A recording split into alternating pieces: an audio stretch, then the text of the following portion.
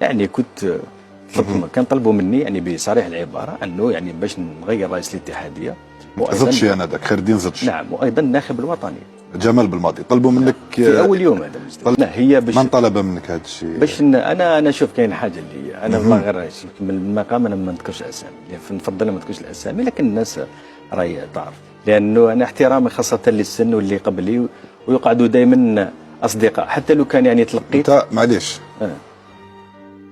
انا ساذكر لك الاسماء، انت حاب تذكرهم، حاب تقول نعم ولا حاب تعطيني اشاره تشرب كاس ماء ولا تشرب الماء؟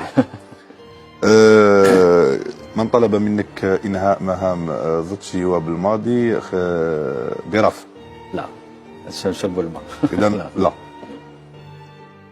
انا بديتك بألد اللي راك معه في خصامه حتى باش نكونوا براف لم يطلب منك هذا. لكن هو اللي كان يعني كنت استقبلته في المكتب تاعي اللي كان تلقيت محمد يعني في الهاتف، يعني كان من باب النصيحه. حاج محمد روراو. نعم، باش نكون يعني من باب النصيحه، لكن انا كخبير وكعارف بهذه القضايا ما نقدرش نغير، خاصه الجهاز واتحاديه، وانا عارف باللي قعدوا 4 شهور لكاس افريقيا. شكون كان الاسم البديل المقترح؟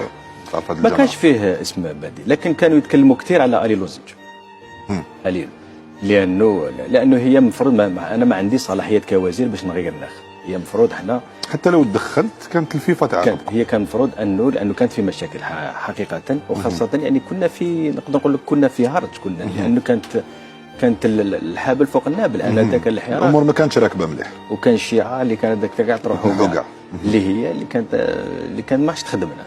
هذا الشيء اللي كان نظن الوقت اللي كان انصف الحكمه والعقل اللي هي الاستقرار، وانا نظن هذه هي العبره، الاستقرار مليح في كل مجال. نعم سيد الوزير، فقط سأتوقف معك في هذا اليوم داخل مكتبك. طلب منك كروراوة عن طريق هاتف السيد براف انه ينهى مهام زدشي وكذلك ينهى مهام الناخب الوطني جمال بالماضي.